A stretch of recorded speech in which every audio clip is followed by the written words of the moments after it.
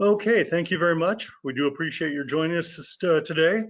Today we're discussing regaining pilot proficiency. This has been a very strange year, as everybody is aware. And maybe people are not getting quite as much flight time as they have in the past.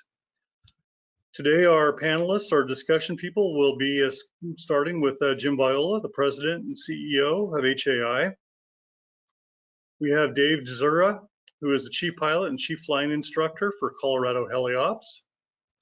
We have Randy Rowles, President of Helicopter Institute.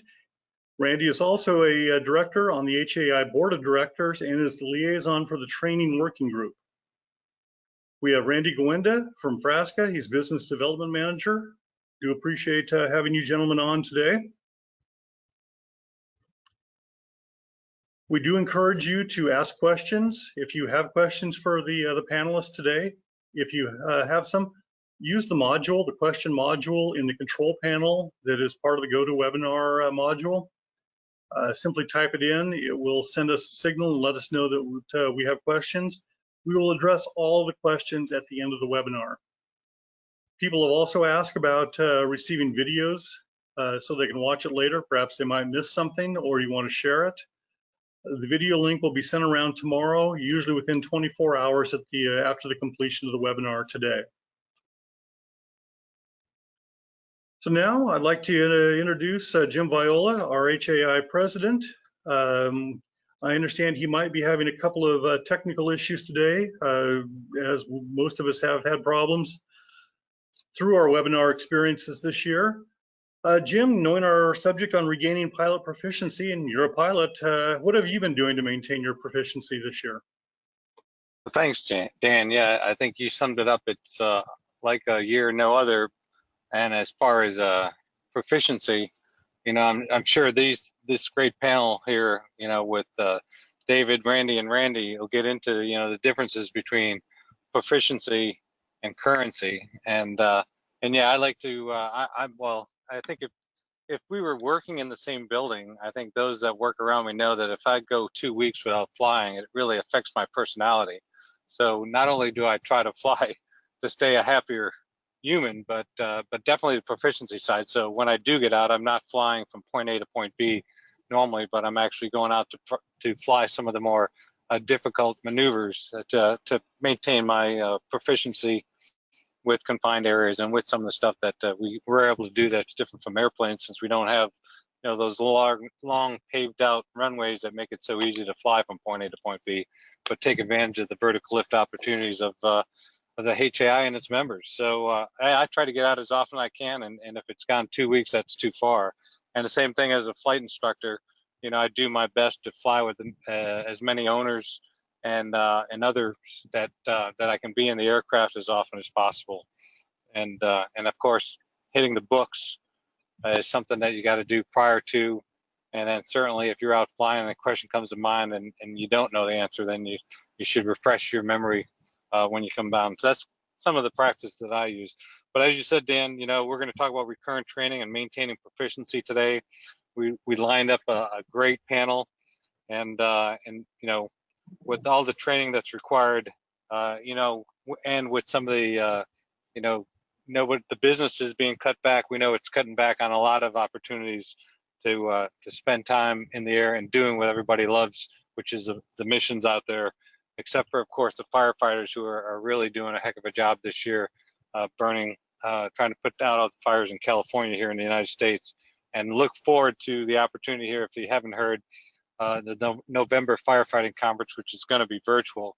And so we really want to try to make sure if there's international questions or issues you have on firefighting, please forward them to the president at rota.org also, so that we can make sure we develop what the members need out there for that conference in November.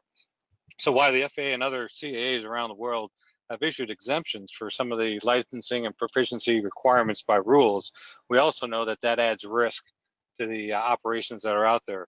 And so as you know, as we even advocated for helping out with some of those extensions, we know that it brings risk to the community. And so that's why the proficiency is so much more important than the currency. So just because you might be allowed to be current, that doesn't mean mean that you need to go out there without a flight instructor with you to make sure you get the proficiency back up there. So hopefully we got some flight instructors on here that understand the importance of them being proficient as well, because their students are certainly going to lean to them to make sure they stay safe as you get back in the classrooms and the cockpits. And then, as always, Frasca, I appreciate the support that we get here at HAI and the members get, because the simulators certainly are an option to get out there and do some of the things that, number one, you don't want to do in the actual helicopter, or that helicopter availability isn't there right now. So thanks a lot, Randy, for representing Frasca here today. And we also have the AATDs out there as well to help. So listen to our panelist subject matters out there as they discuss how you can shake off those cobwebs and be ready to conduct safe flight operations as everybody starts to gear back up here. So over to you, David.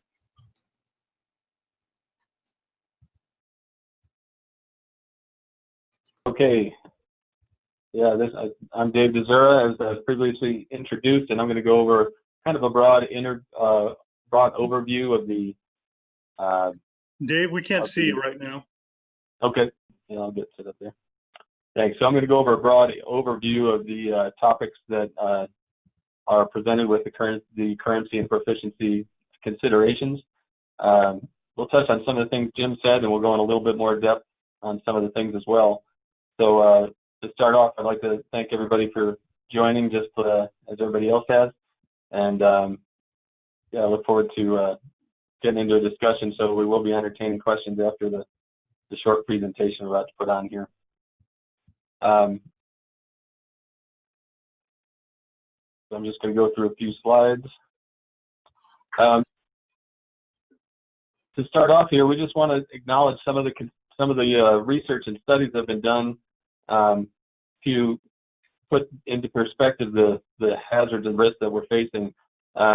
We maybe, of course, see some effects of being out of currency, but we want to just look at some of the science out there. The studies have shown that pilots with less flight time within 90 days, they have a proportionally greater risk of accident proportional to the flight time that they've had. This was found in a study in New Zealand showing that people with very low flight time in the most recent 90 days had a significantly higher risk of accident. People who had a lot of flight time, it was very proportional, that much lower risk of accident. And so that's something that we're familiar with, but the study has backed this sort of thing up, and it's definitely a thing.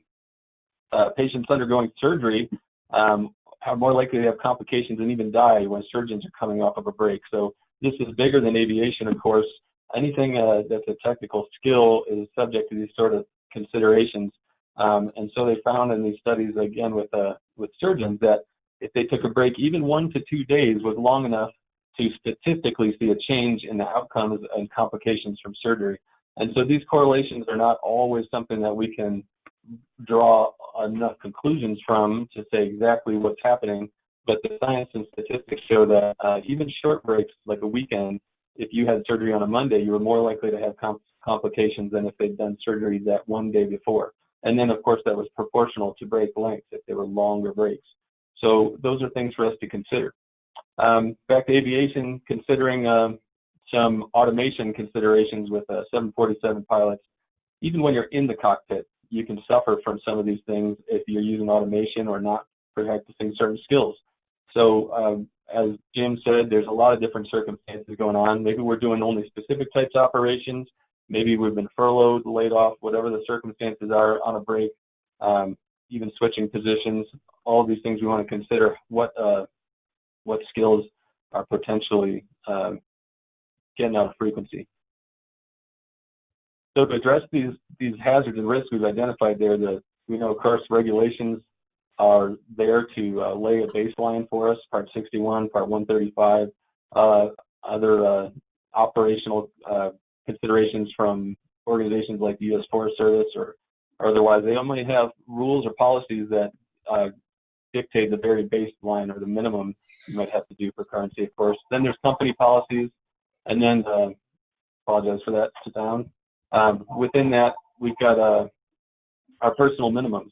So we just want to consider that, and this comes back to what Jim touched on, currency versus proficiency, that our policies in place, we want to recognize when they're not necessarily adequate to meet the standard that we all need to do for safe operation. When we're considering that currency from a legality standpoint versus a proficiency to meet the demands of an operation, we want to consider that the legality of it is one factor, but we have to think about it each day. It may change by the day and how much of break we've had, but additionally, you want to perform not just the operation as planned, but be prepared to deal with anything that goes wrong. The worst case scenario is really going to be the most demanding on your skills and knowledge, and so those are what we should be preparing for.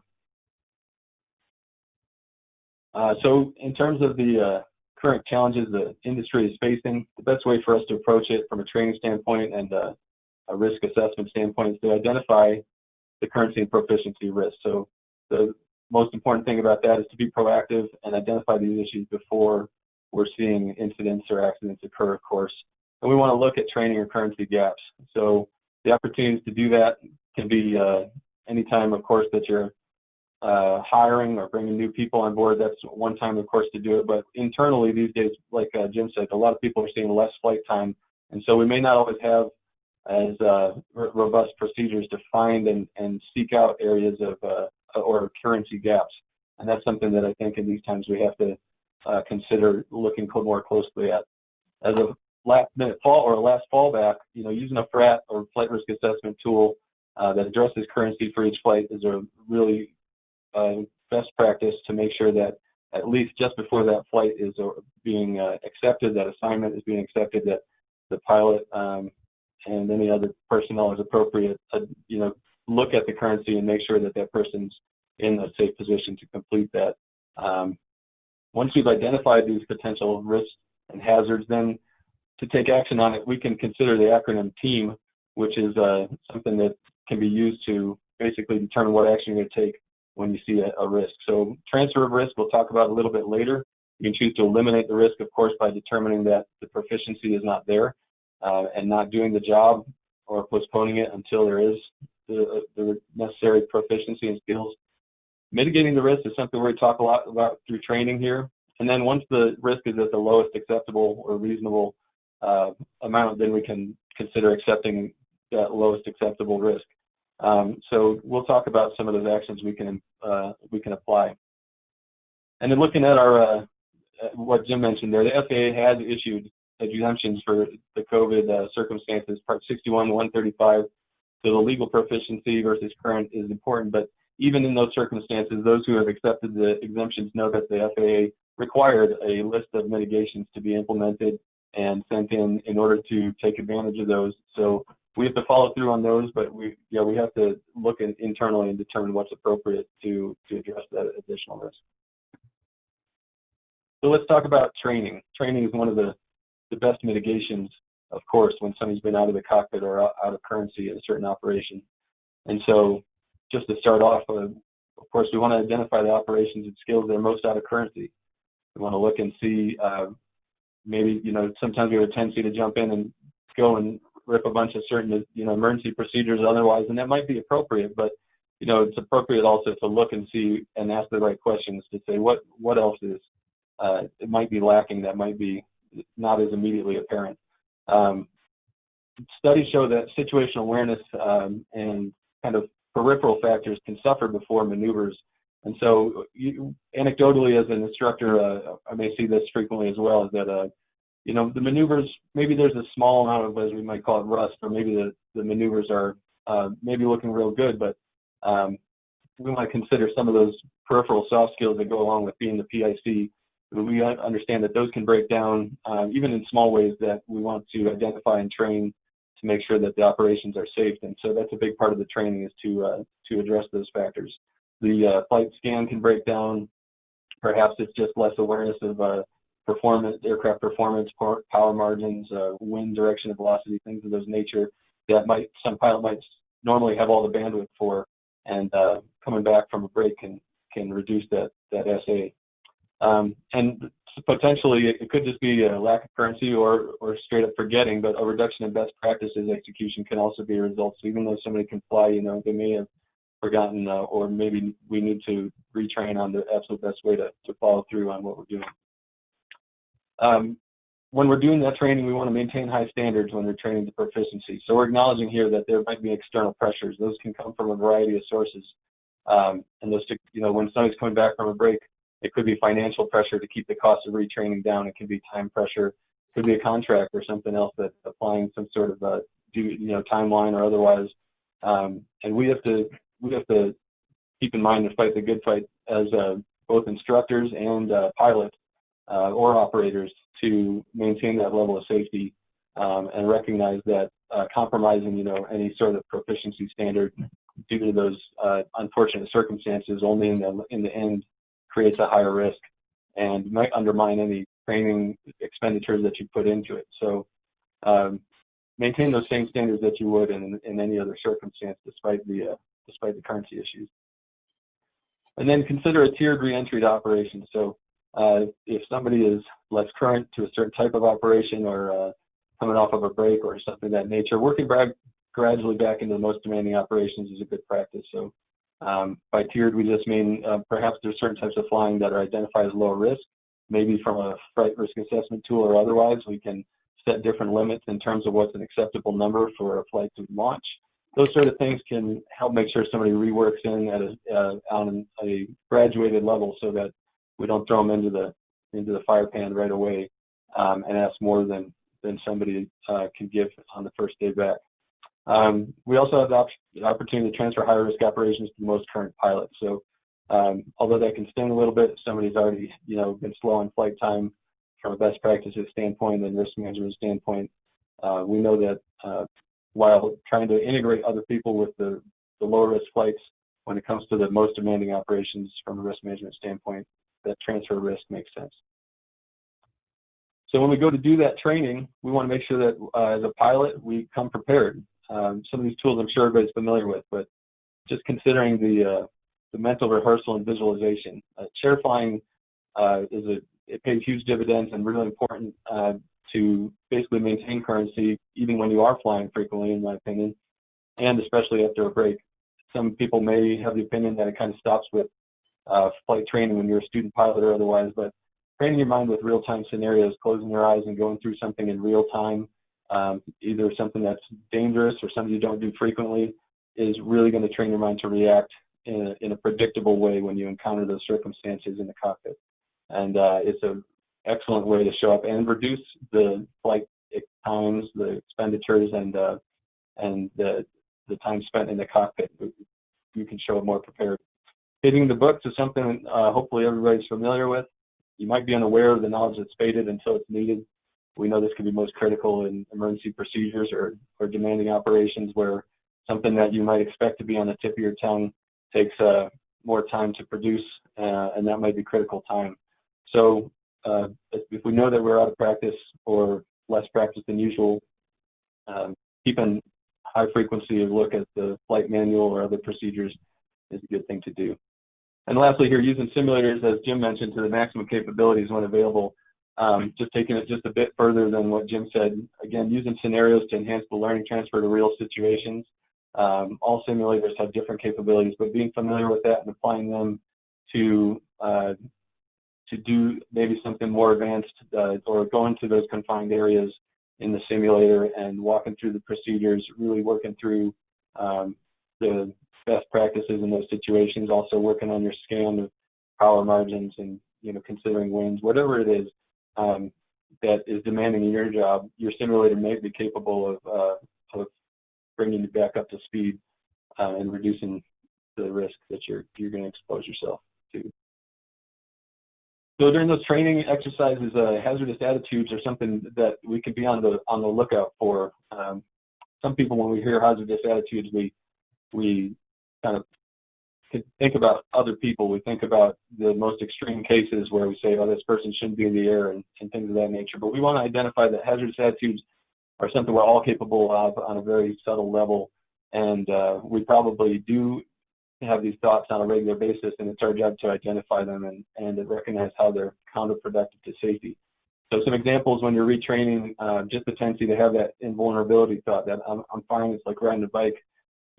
Recognizing again the science we looked at the beginning of this presentation, studies show that we have to acknowledge we're going to suffer a little bit, and we got to try to find the areas that probably we acknowledge have lost proficiency, and it's our job to figure out what those were and make sure they come back. Resignation, you might hear or yourself, demonstrate a thought, something like, it's been a while, I'm rusty, it is what it is, and I'll figure it out, or it's just, what can I do about it? Those sort of thoughts, again, are something that we want to combat with, obviously, knowing that training can bring us back up to speed. We can take a lot of action, including just some of the strategies we just talked about to get back up to speed to 100%. And then impulsivity, very common, again, especially in the commercial environment, to try to get back to work as quickly as possible. Everybody's been losing revenue.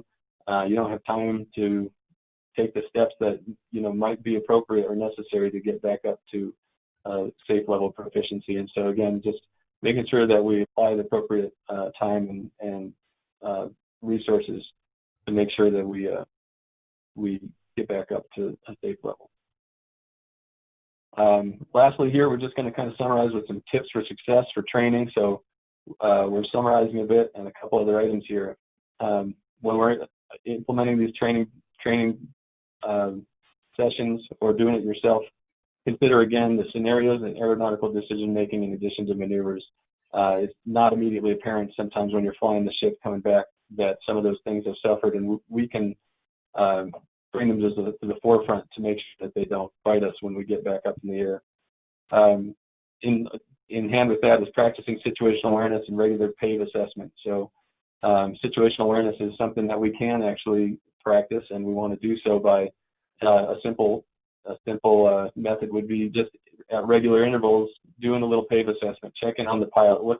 How am I doing? What's my proficiency level? What's my fatigue level? All of those things. Aircraft. What's the fuel? What's the avionics? What's the power situation? And how's my aircraft's health going and gauges? The environment. How's the weather changed? Not just here, but other places. Is anything developing? Are the temperatures changing? Are the winds changing? What am I flying over? Do I need to take different considerations? And then the operation and external pressures. Again, if we do these at regular intervals when we're retraining, then those practices should follow us into the operation.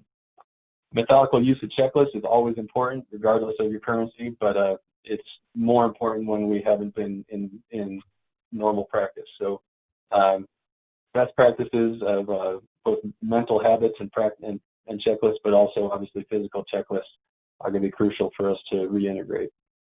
And then increasing margins for safety while reintegrating.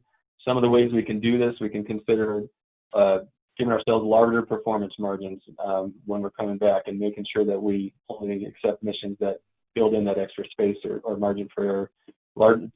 Changing fuel reserves to increase our margin to safety as well, just so that we're not tested or pushed as hard. Reducing potential duty time or increasing rest time to make sure that we're at the top of our game, so that we don't stack the cards against us if we're working with a lack of currency. And then acknowledging and dealing with external pressures. If you have a job that is backing up against weather, night, or a really demanding cut job with maybe it's a helicopter, air ambulance, whatever it is, managing which jobs you expose yourself to or your employees to when they're out of currency is a good practice to, again, not stack the cards against you and your crew. A couple more here: adjustment and use of personal minimums. Hopefully everybody's familiar with personal minimums. We do talk about how they have to be rigid in order to be effective. And in that case, we can, and by that I mean not compromise, but ultimately when we're less current, we can always bring personal minimums down. So maybe we shouldn't be doing the 45-knot crosswind landing on our first day back to the job, or whatever your aircraft's capable of. Knock those numbers back down to what you're comfortable with in this circumstance, and revisit them frequently as you reintegrate to your operations. And in that same context, the company, we want to make sure that the support and resources are there for pilots and other employees rejoining the operations. That can mean supporting those use of personal minimums, supporting these best practices of reintegrating, and also, whether it be time and training resources, making sure we have the books and other things everybody needs to be successful. So that concludes my my general overview of the topic. We're going to hand it off to the next panelist so they can talking some more specifics about the training elements. Thank you. Hello all, Randy Rowles here. Welcome, and just want to say thanks to Dan Sweet and all the HAI folks that are putting this together. Dave, great job. And one thing we do recognize from HAI's perspective is that we have an international marketplace that we're addressing, and we appreciate that. Very often we have a tendency to focus a lot on FAA regulations and things of that nature. And to our international audience, I want to say that the scope of this is to infer that there is a regulatory authority, and we're inferring that your regulatory authorities have maybe made modifications as it relates to the COVID procedures and given you some exemptions and so forth. And because of that, it means the same thing. So as an industry, as an organization, and to our members with HAI, of course, we say, hey, be aware of that the currency and proficiency discussion doesn't matter who the regulatory authority is. This has to do with the crews that are out there operating these aircraft. Dave did a fantastic job, and if you notice, we left that last slide up for your review. And what I want to talk about is the next phase. And Dave focused a lot with the pilots and how to get yourself back up. But very often the other side of the equation, of course, is the instructor. And I want to focus on the instructor piece and who you are as an instructor. And specifically, I want to talk about instructional intervention. I think it's interesting, as he was going through this very, very detailed description of how to safely get you back in the cockpit. We end on this slide, and really the first thing we talk about is scenarios and aeronautical decision making. And that is really the basis of the data points that we have of safety in the industry. We look at aircraft actually breaking and failing us, and that doesn't happen very often. It's actually a very, very small number. Where we see the largest majority, and depending upon what book you read, you're the 75 to 85% where we see human factor elements involved in this, and that's decision making. So that baseline decision of going out there and operating the aircraft, having not been one current, but thus proficient in what you're about to do, is a critical factor because the data sides with bad decisions. And it's very interesting when you look at data points. There's a couple things that I think that are critical to understand. One is that 40% of our accidents are what we call a loss of control. Well, that means that 60% of our accidents are actually in control. And that's an interesting perspective. Does that mean that we've made decisions which really are the baseline of this whole discussion? We went and flew, we maybe weren't prepared to do what we were going to do. So that's a very interesting perspective. The other thing is that the data points themselves, there is no data point for the lack of an accident. If we don't have an accident, we don't create that data point. So very often I tell folks, I don't want you to be a data point, stay away from that. So the instructors in the audience today, as we go through this, we look at scenarios in the aeronautical decision making, and we feel as the instructor that we have to, raise the bar for that student to be effective in our role. We have to remember that we too have currency requirements. We too have the skill sets that we have to maintain, not only as the aviator, but also as that barrier so that other pilot, that one that we're working with, that critical student, no matter their experience, they're depending on us to be there on their behalf. We want to make sure there's no margin to safety. And to be very, perfectly frank, there is no compromise to that. Mediocrity does not exist. It has no place in what we do. So situational awareness, when that comes up, there's several elements to situational awareness, and we like to look at three things. The first thing is your perception. If you're going to have a high and effective level of situational awareness, you have to perceive the situation accurately. Well, if you're the one that you're trying to identify your capabilities, you may want to look at the fact that, are you not only current, but are you proficient at your pilot skill sets and again at your instructional skill sets? And the one piece that we would look there is the instructional intervention. If you have to spend a lot of time just thinking about the maneuver, then you're probably going to be behind the aircraft slightly while the student is putting that aircraft potentially in a compromised position. So your perception of your own skill sets are very, very important. The reason is, as you perceive that, you have to be able to comprehend accurately things that are going on around you. That helps you make decisions. So as the instructor, if you're doing higher profile maneuvers, you in fact want to make sure that you accurately perceive what you're getting yourself into, and that you have the proficiency and skill that are current, right, and that match the environment, the aircraft, sort of going back to the PAVE checklist that Dave was referring to, and that you properly comprehend the situation you're in. It's only then that you can accurately project exactly where the aircraft is going, exactly the situation, how it's unfolding. And those three elements build the box for what we would effective level of situational awareness. So maintaining that, practicing it, making sure that you have that as the instructor, a high and effective situational awareness, will allow you to better teach the student and allow that student to build their own skill sets back up and maintain that proficiency.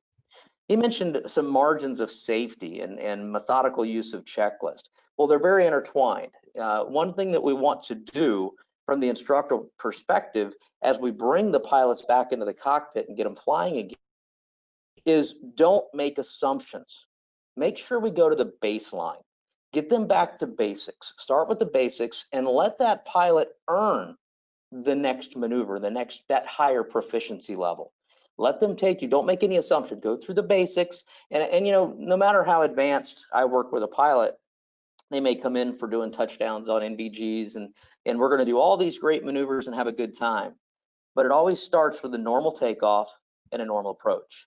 I kind of infer that as setting the theme to the meeting, but it is a very positive manner of being able to set the tone that we're here to fly safely, and we've got to make sure that we meet the minimum skill sets before we can go to the more advanced.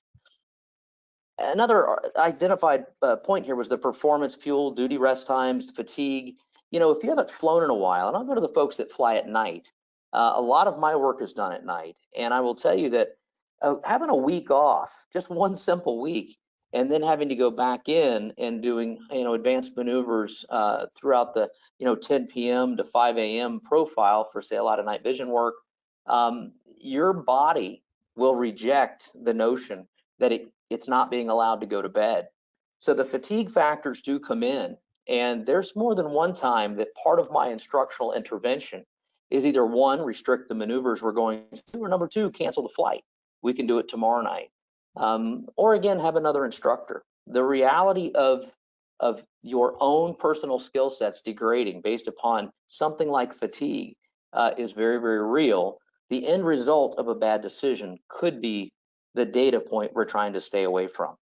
So as an instructor, our job is to identify not only our own issues first, but to be very accurate with that, set a great foundation for the learning environment, and then be able to provide that same environment to our students to come over and get their skill sets back.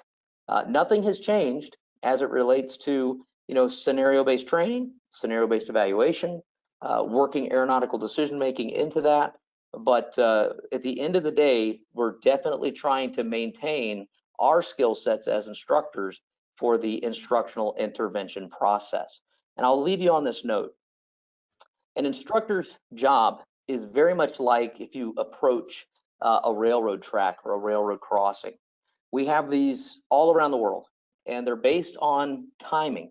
They're based on the fact that when you approach a railroad crossing guard, it's based on the speed of a train that's coming. So if in fact the timing's wrong, as an example, maybe we pull up and the gate goes down a little bit early, right? We'll be patient. We're people, we're patient, we're sitting there, we're waiting a little bit, and you know, we're watching for the train, but eventually we'll say, hey, this must be broken, and we'll go around that railroad crossing guard. But that's very similar to an instructor that may be getting on the controls a little bit early, and we say, hey, that instructor, he touches the controls, I don't feel the aircraft quite as well. Remember, as instructors are getting their skill sets back, they may narrow that margin of safety for themselves, and they may be a little bit closer. They're getting their skill sets back as well, and there's nothing wrong with. The alternative to that, or the inverse of that, would be a late reaction.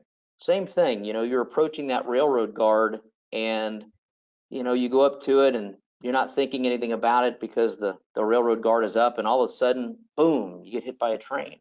And then after it hits you, the ding, ding, ding, the railroad crossing guard goes down. That's of no use. You're too late.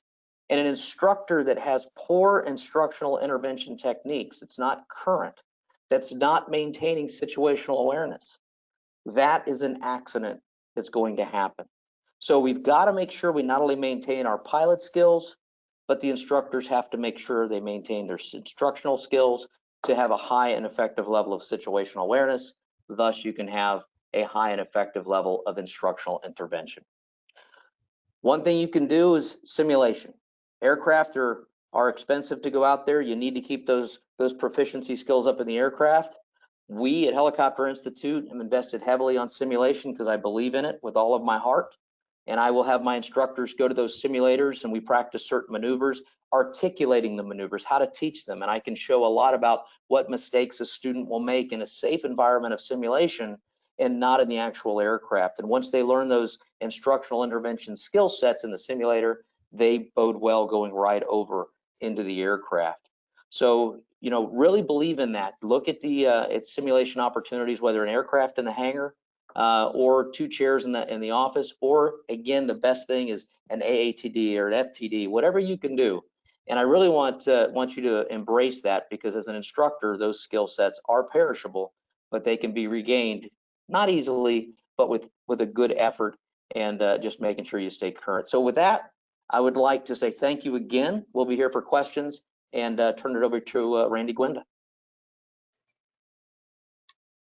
Thanks, Randy. Appreciate that. And Dan, thanks for bringing up the slideshow. And thanks to you and Jim for inviting me to be a panelist and to discuss how simulation is another method that folks can regain their proficiency after a extremely unusual year of flying or lack thereof. So I'm going to jump ahead. This was a presentation that I did a number last year at the HAI Town Hall Safety. If you can go ahead and jump to slide 13 there, Dan, I'd appreciate that.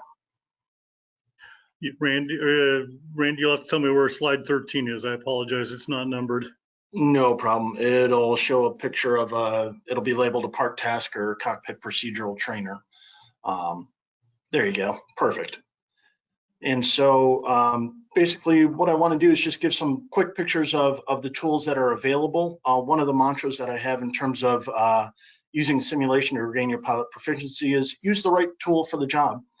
There's several different types and levels of simulators that are out there that are available to you. You know, really, I think what you've heard David and Randy say is there is a, you know, a tiered approach, or you can ease yourself back into this gradually, and that's certainly the case. There's specific, you know, mission sets and specific skill sets that each of these different types of devices can help enable. So really, you know, my analogy is don't use a sledgehammer to hang a picture. Don't use a tack hammer to break up your driveway. You're not going to like any of the results that you get from that. So you can use smart, effective choices in the tools that are out there available. This is a kind of a representation of what we call a part task or cockpit procedural trainer. This particular one's is Sikorsky S92 touchscreen trainer, used to get one familiar with the avionics, to use the AFCS system, or even practice CRM from, you know, it supports multi-touch type stuff. So it can support either of those. And then let me go ahead and jump on to the next one here, if it will cooperate with me.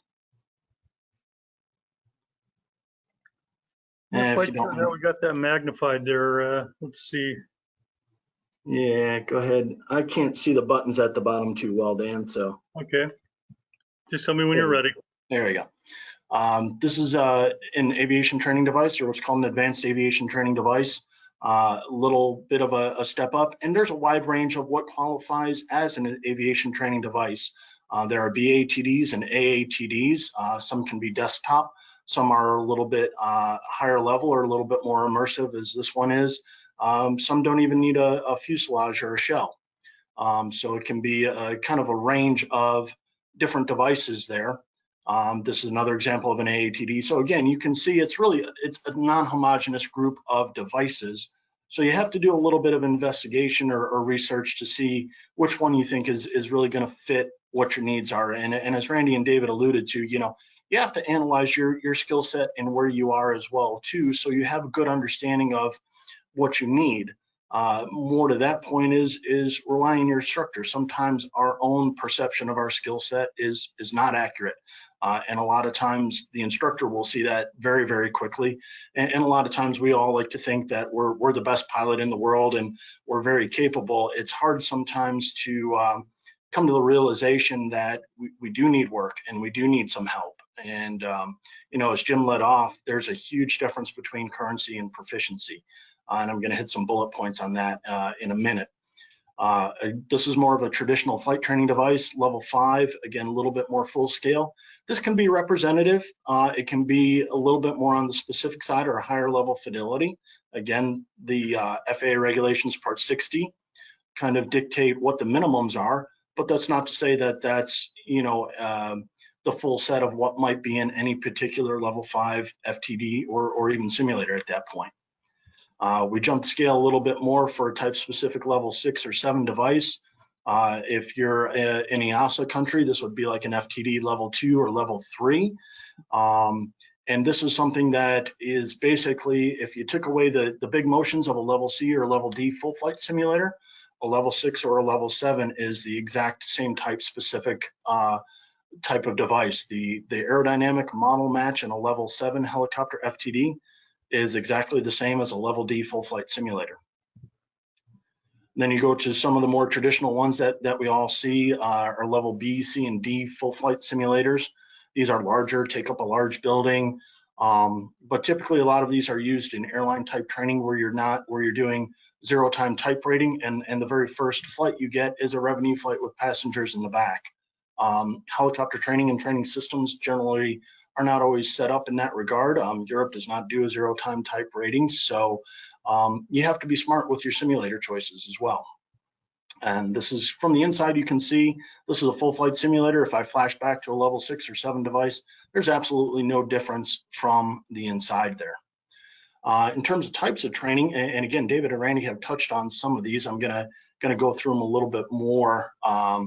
Like we said, VFR maneuvers, just wiggling the sticks, depending on how long you've been, out of practice and what you've been doing.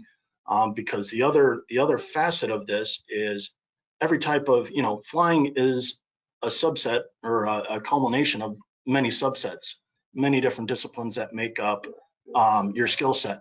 I had an ag pilot that had thousands of hours flying ag, and he goes, treat me like a beginner because all I've been doing is flying ag. I haven't done any of this type of training in over a decade.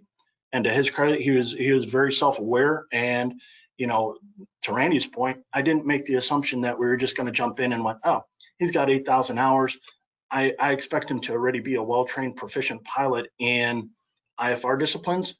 That would have been a completely erroneous assumption, and we would have wasted a lot of training time kind of both talking around the issue of, well, you're not doing too well on this, and he would have been going, well, that's because I haven't done it in a decade. EPs, emergency procedures, that's a very common use of what a lot of us have been exposed to in simulation, but it's really just the tip of the iceberg. Mental gymnastics, David alluded to this, going through procedures and checklists in your head. You can do it in the sim as well too. Inadvertent or unintended IMC. There's very few good ways to do this in an aircraft, quite honestly, so a sim makes a lot of sense there. Avionics familiarization, we see a lot of new complex avionics coming into helicopters. The ability to manage and manipulate all of those is a daily challenge, especially if we're not using those constantly, because it does take some repetitive learning to make sure that those button pushes are, you're not spending an inordinate amount of time thinking about it. You're doing it so that way you can concentrate on flying the aircraft and making sure you maintain situational awareness. and you can maintain the ability to make good aeronautical decision making. CRM is a classic for an IFR for if you're flying, IFR equipped and rated aircraft with a 2-person crew, like a lot of offshore work. That's a great area to do this. And as Randy touched on, if you're a new instructor or a rusty instructor, things happen very, very quickly in a helicopter. What you really don't want to do is not be practiced and not be proficient as an instructor, because you're only going to compound a mistake that the students already started to make. And chances are you're probably going to make it worse if you're not ready. The 2 big things at the end here are by far where simulation really shines and where I've seen it not really applied. This is where I think we need to go in terms of the next decade of helicopter simulation. We've started to adopt and acclimate to it a lot, but really loft or scenario-based training and aeronautical decision-making are the 2 areas that, you cannot practice a lot of what-if scenarios in the aircraft. It's expensive, it's noisy, you may have ATC restrictions. You're going to have the safety net of the aircraft and the people in it, and the rest of the community that you're going to need to protect. A lot of people ask me, well, why do you like teaching this in the simulator so much? And it's very easy to say, in the aircraft, I can only simulate an emergency. In a simulator, I'm going to give you an emergency. I'm going to see how you handle it. I don't need to intervene. You're either going to do it well or you're not. The good news is if you don't do it well, we're doing this on a platform that allows you the ability to learn from your mistakes. And that's really the key. If you do that in the aircraft, it's you don't always walk away from that and learn and be able to apply those lessons learned the next time. So to kind of wrap up, my philosophies as far as that goes is, proficiency is a perishable skill. It's like playing the piano or any high-level skill. David, alluded to surgery. It's the exact same sort of thing. It is not a been there, got the T-shirt, and then you can forget about it for 6 months. Folks that go through regular training, usually the day that they want something bad to happen in the aircraft is the first day they get back to flying the line, because that's when they know that they're the very sharpest. The other thing that I tend to preach quite a bit is diversification of skills and proficiency level. And what I mean is in your day-to-day ops and mission flying, you kind of develop a habit pattern or routine of how you fly that aircraft. And that's great, but what if something breaks? We know technology is wonderful, but there are days that it's not available or it just doesn't seem to cooperate with you. So whether you're flying raw data, fully coupled AFCS system, you should do a, partial coupling. Don't use some of that stuff to make sure that you're staying fresh on all of those areas. Like I said, it's multiple disciplines, not just flight. So you have to remain sharp in all of your skill sets. You can use simulator to do mission-specific training. If I'm doing a lot of rig approaches for offshore stuff, that's one thing. That doesn't mean that I can go out and fly an air tour the next day. It's a different set of threats. It's a different level of risk mitigation, and it's a different thought process, quite honestly. And so just because you did something yesterday, if you go do something different the next day, it doesn't really mean that you're proficient at it. You might be capable of doing it, but it doesn't mean you're proficient at it. A lot of things that I used to tell my students is, be multifaceted. Don't be a conehead because you're only sharp in one direction. You need to be much more sharp, much more multifaceted. And finally, the technology is an aid. It's not a crutch. I do see a lot of pilots over the years that get very used to our GPSs and autopilots and a lot of the systems that are in there that are meant to make life a little bit easier for you, become indispensable. That becomes a problem when that technology is no longer there for you to use. And usually when it is no longer available for you, it's in the middle of another situation, right? You've inadvertently gotten into IMC, and now you're fumbling with pushing buttons for nearest or back. So those are the things that you always want to be sharp and proficient on. And the final thing is you'll see this, the International Helicopter Safety Team and the NTSB both make collective pushes on using helicopter simulation regularly. A lot of their recommendations go back, close to a decade now. And the good news is simulation technology is increasing and getting better. which means it's more useful for helicopter operations and better mission training. So make full use of the tools that are out there. If you have any questions about that, you can ask HAI. They'll put you in touch with me, or give us a call directly. We'll be happy to sort through any questions that you may have, because the overall goal is increasing the safety of the community, and simulation is one way to make sure that we continue to do so. With that, Dan, I'll turn it back over to you. Okay, thank you, Dave and Randy. I certainly appreciate the information you provided. I'd like to invite each of you to bring your cameras back up, and we'll get into the questions that we've had come in. That was a lot of great information. Something tells me we could go over our scheduled time with the questions today. Hope everybody's got a little bit of extra time. Let's get started with one from Gabriel Amado. Welcome back. We know that we've had him here before. When will Microsoft Flight Simulator 2020 hours be officially accepted? I guess I can probably jump in and take that one, right? That's actually a great question, because there is a home version for a lot of the DIY simulators like Microsoft Flight Sim and X-Plane that are out there. There's also a commercial use Microsoft Flight Sim. It goes back to a previous example. Now, the commercial user license actually does allow flight training credit or hours to be used towards recency and towards some of your pilot rating. You have to be very careful though, because both of those Microsoft versions look very similar. And you're not going to necessarily know if you walk into an FBO or a flight school whether it's a commercial license or whether it's a home license, because Microsoft did charge two different prices for those things. As far as Microsoft 2020, I'm sure at some point they'll be negotiating or working on a commercial version of that. It's great, you know, and my point of view is I'd rather have you use something rather than do nothing. So if you've got a nice home rig or you got a nice home setup, just sitting there and just flying through procedures and flying into different airports or heliports is of an immense benefit. Whether it counts for your logbook or not doesn't really matter. All it's going to do is facilitate and make sure when you get back into the aircraft that time's more effective than if you didn't do anything. Okay, he does have a follow-up question. I think he wants the opinions of each of you as well. What are your opinions on using virtual ATC? Like, well, he names a program, and we don't identify programs because we can't endorse or make sure that they all work. But to train for home simulation using the virtual ATCs. I'll add 2 cents to it. I think the virtual ATC, anytime you can have someone engaged into a communication process, there's different reasons to do it.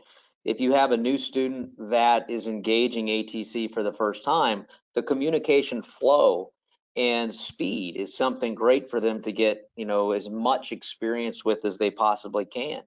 On the international marketplace, I have a lot of international students that come in, and I can't imagine what they're going through sometimes trying to work with a different language, a second language, and then put an aviation spin to it.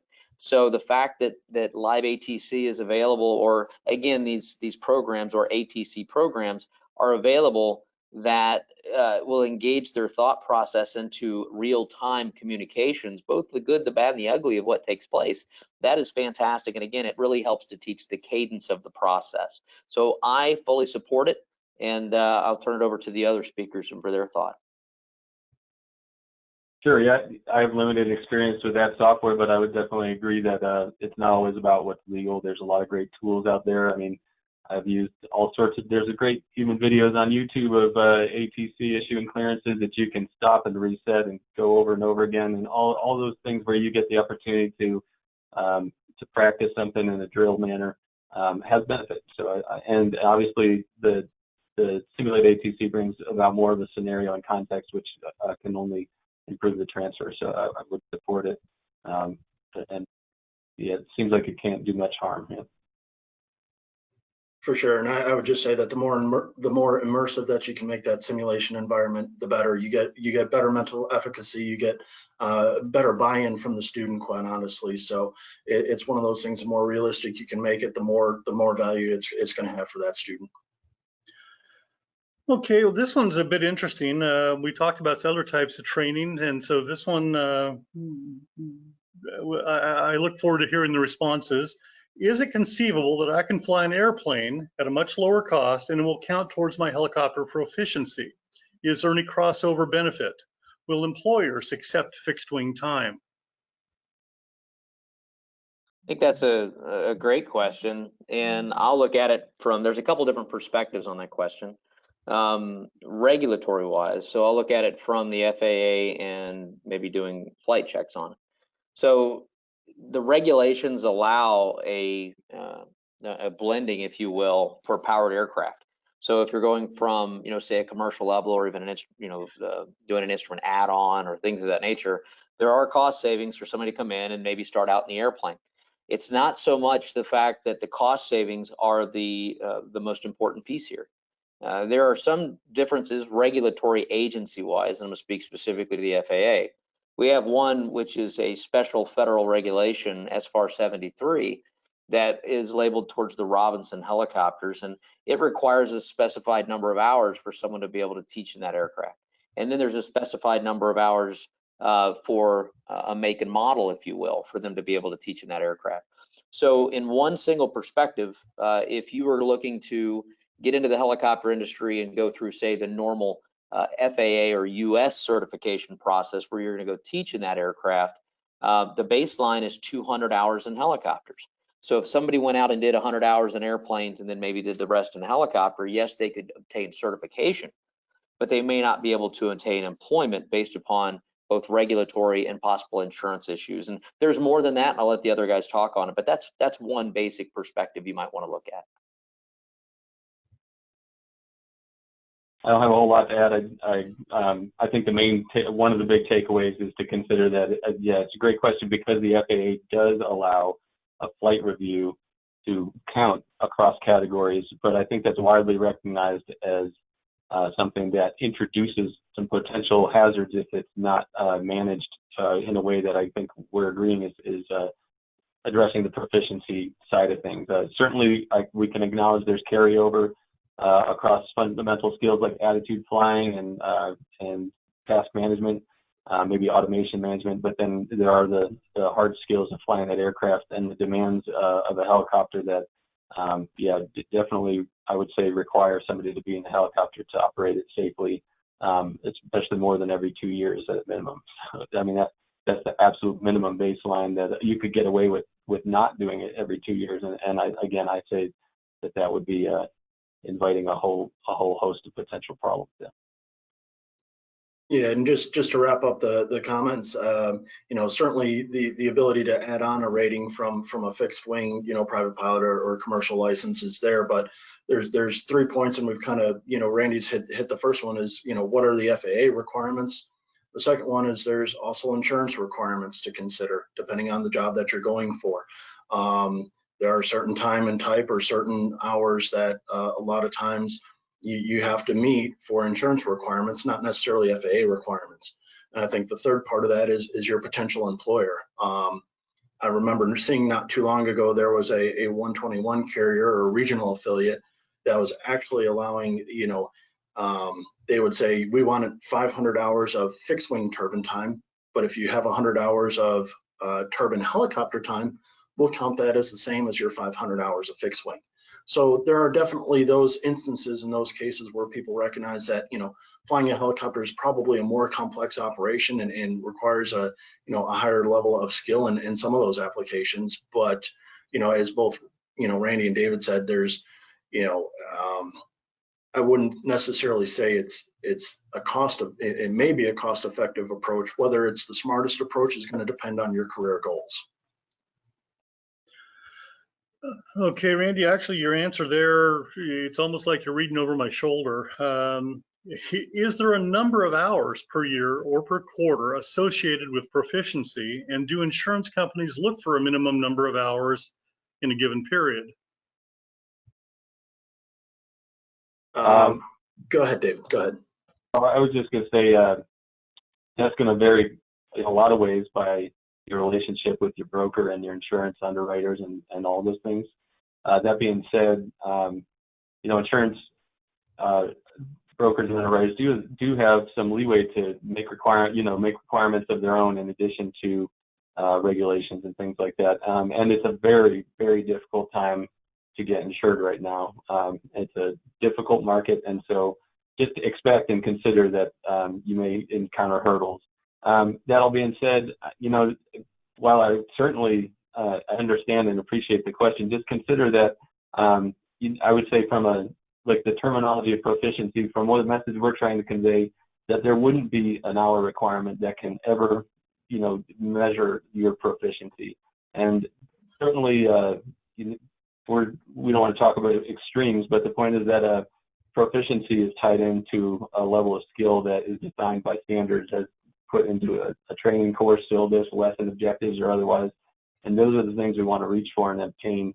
And it can take any number of hours to reach that level of proficiency, depending on how long you've been away, your background and experience, and even familiarity with that specific airframe and its avionics, for example. So I think there's a lot of factors that can never fully predict that sort of thing. And I think that's part of, like I said, our message is to make sure that we emphasize those proficiency standards as you and your instructor or company define, or your insurance policy or your insurance representatives, and emphasize that proficiency from a standard standpoint rather than from like an hourly or finance standpoint.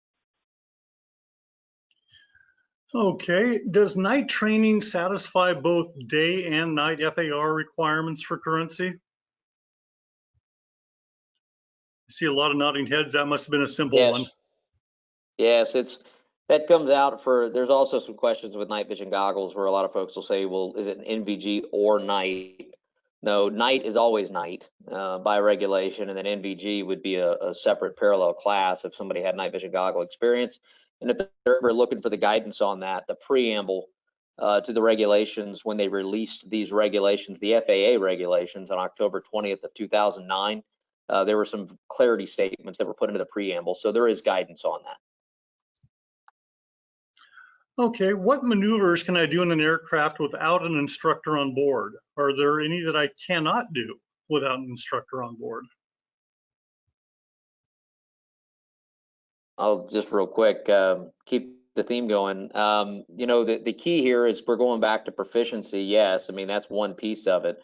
But before we go any further, you usually have a safety and procedural agreement with the school that limits the maneuvers that maybe a student or a pilot within an organization is allowed to do with the aircraft. That's the first stop right there, just making sure what you're permitted to do with the aircraft. I think that's a key component. Even an employee with an organization or an instructor may have limitations of what they can do with the aircraft. So they want to definitely have that discussion with those that own the aircraft or operate the aircraft, maybe their employers or the rental agency that somebody's renting an aircraft from. Your insurance may in fact be affected if you are operating the aircraft contrary to those documents. As it relates to private owners, we deal with a lot of folks, and going back to your insurance question, pretty standard on insurance is annual. Most insurance companies want you to do an annual evaluation, and that's a big part of our business is annual evaluations for insurance agencies. Again, just because you do it annually doesn't mean it meets a proficiency standard. So that's a key component. But as it relates to private owners, there's going to be additional line items that they're going to do in what they call a P&B policy, a personal and business type policy for those maneuvers that may be negated. So I will always go back to the operator, the insurance policy, but more importantly than anything else, you're not going to go out and do any maneuver that you are not properly proficient to do. And that should be a good conversation with the individual doing the maneuvers and the instructor that they may be flying with. And I'll turn it over to the other panelists. I think just reiterating that last note would just be, if the objective is to regain or train to proficiency, then any of those maneuvers you would want to have another instructor on board. And just consider that from an ongoing accident analysis standpoint, instruction doesn't generally account for a large percentage of fatal accidents, but it does account for a large piece of the pie in terms of percentages of the industry for accidents in helicopters. And that's because it's a high risk thing, and that's with instructors on board in most cases, doing the interventions that Randy spoke about. So I would emphasize that I would absolutely highly encourage somebody to get an instructor. The cost of the aircraft is already there. Get an instructor and improve your skills and learn. I mean, you're very likely to learn something. In addition, something new in addition to just regaining something that you potentially lost, and be a lot safer doing it, having the additional eyes and skills in the cockpit. Randy, Okay, if you don't mind, Dan, real quick, let me just add Go one ahead. more note. Dave is so correct, but I want to add this one thing to that and to his point, is that if you're in fact practicing these maneuvers alone, and you do make a mistake, you do go out there and you do get behind the aircraft without having the instructor there, the instructional intervention, there is nobody to intervene. So whatever happens after that there's just no getting back. And we do see accidents in the personal realm that are self-training accidents. It happens. The data points are there. So I agree with Dave 100% on that. That's one of the reasons we encourage. Just put that lifeboat sitting next to you. It's always a good thing. Okay, I actually have a question that's specifically for HAI. So I'm asking Chris Hill, our Director of Safety, to join us real quick. Is HAI developing a directive or safety alert to distribute to partners and or members to promote improvements in the specific training of instructors? That's from Eurico Lima. We welcome him back to our webinars as well. Well, thanks for having me on, Dan, and thanks to Randy, and Dave for taking the brunt of all these questions, giving us a lot of good information. I'll quickly point to David, my colleague in the bottom left square, to join me in this answer. But HAI is joined at the hip with the USHST, the U.S. Helicopter Safety Team. And if you go to ushst.org, I don't know if we want to do that here, but it's quite easy to find. The website has been revamped and it's really easy to find. Go to ushst.org, and on that first page you go there, there's one block in there that says training, and right underneath that it says, are you a helicopter instructor?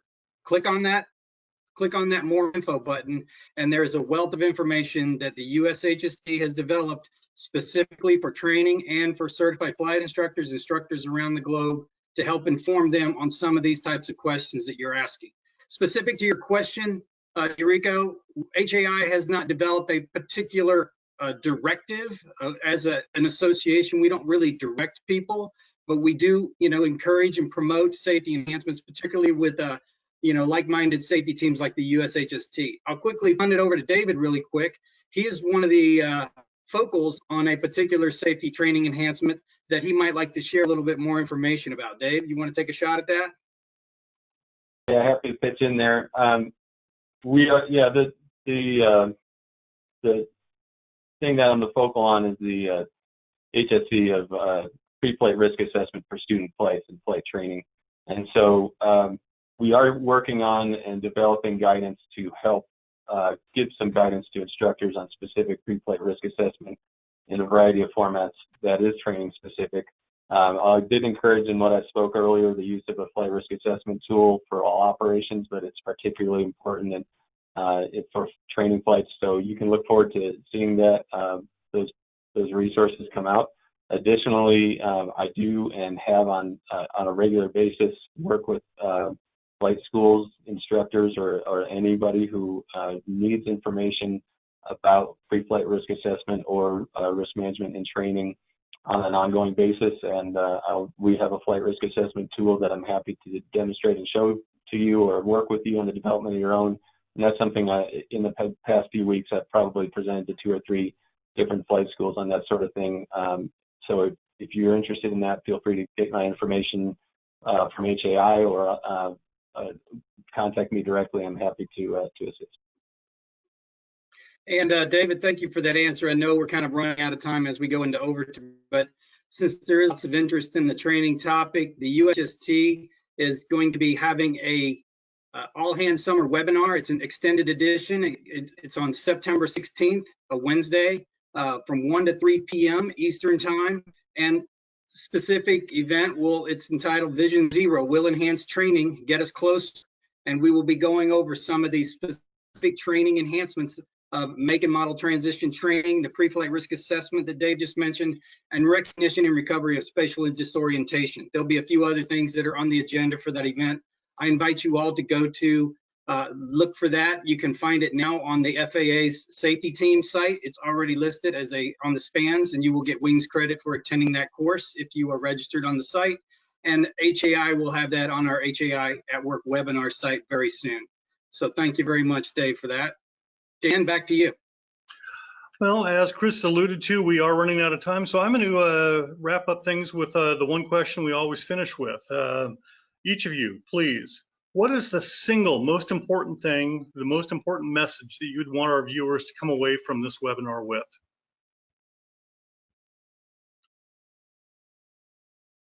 Randy Rowles, let's start with you. Well, thank you. As we close out, again, I'd like to say thank you to all of the folks that attended this. I think the first thing is that you're paying attention, you're asking the questions, and you're engaged. The takeaway is that safety is not a word that we should just throw out and just talk about. I mean, safety is the summation of your actions. And what we're trying to get across is that we want you to take the actions, the proactive approach to end every flight in a safe manner. Any accidents too much, it affects the global helicopter industry. The perception of the general public is that our industry is not, in some cases, a safe industry, and we all know that that is not correct.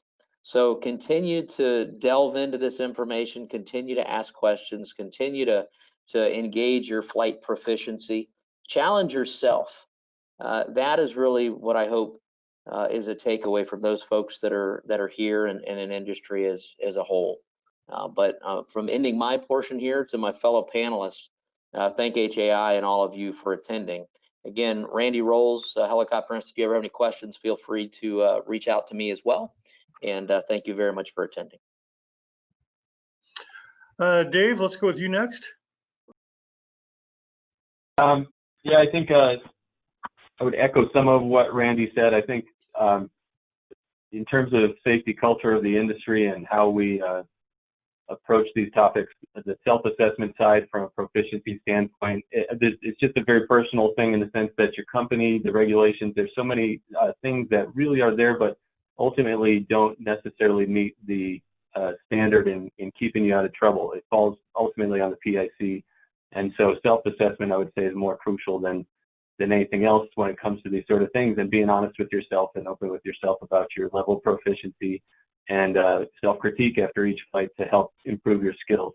That being said, I probably acknowledge that in these sort of things, we preach to the crowd a lot. You know, the fact that all of you are here means that you care about these items enough to show up, and everybody, I think, is very grateful for that. But I would just really ask that everybody share these ideas with your peers. If we care about the long-term longevity of this industry, we are in critical times in perception, as Randy said, and I would echo that you can share these ideas with your peers, and that help to turn the tide in terms of making sure that we're flying these for the long run. And Randy. Thanks, Dan. And to sum up, I think, what's the classic definition of insanity, right? Doing the same thing over and over and expecting different results. That's where we're at, right? So I think my main takeaway is have a plan. Get with an instructor, develop a plan for regaining your proficiency, and understanding the difference between currency and proficiency. Just because you're legal to fly doesn't mean that you're really ready to handle everything that could potentially happen that day. So get down, sit with an instructor, and like I said, there's no magic hours, there's no magic, answer to everybody. Everybody's got a different, level of proficiency that they're starting from. Everybody flies a different mission. Sit down with an instructor and come up with a plan. It doesn't mean that that plan is set in stone. It doesn't mean that you can't adapt or change it, but embrace all of the tools and methods that we've discussed here to help that proficiency and to get you there and to keep you there, whether it's simulation, flying with an instructor, just doing different things in your daily routine and your operations of flying the aircraft to maintain that proficiency. So that's really my main point is if you don't have a plan for maintaining your proficiency, get with a professional flight instructor and have them help develop one for you. Thank you. Okay, gentlemen, I really appreciate the time you spent with us this afternoon. The information, as always, has been invaluable. I know that the viewers are going to be able to take something away. Every single person will find something in what was presented today, and we're grateful for that. We appreciate the fact that you're helping to improve our industry and keep it safe. Thank you so much. You're welcome to turn off your cameras now. I'm going to wrap up a little bit of housekeeping. Thank you so much for joining us. For our attendees, we do have a questionnaire that will be coming out shortly. We do ask that you take a few minutes to respond. We do pay a lot of attention to those, especially what webinars you'd like to see us do. A lot of our webinars are based on your requests. Next week, we have HAI at Work webinar, Advanced Air Mobility briefing with, it's an update with Pete Bunce from Gamma and Jim Viola from HAI. And so they'll be talking about the urban air mobility and urban air delivery systems that are coming up very, very, very soon. Watch for the link in email, social media, and of course in Rotor Daily. As always, we ask that you let HAI know how we're doing, what we could do different, how we can change things, what needs to be done. Please use the president@rotor.org email address. Those go directly to Jim Viola. He does see every single one of them, and he does assign staff members to a task when they come in. So please let us know what we can do to help you. As always, we ask that you fly safe, that you be safe, and we will see you next week at HAI at Work.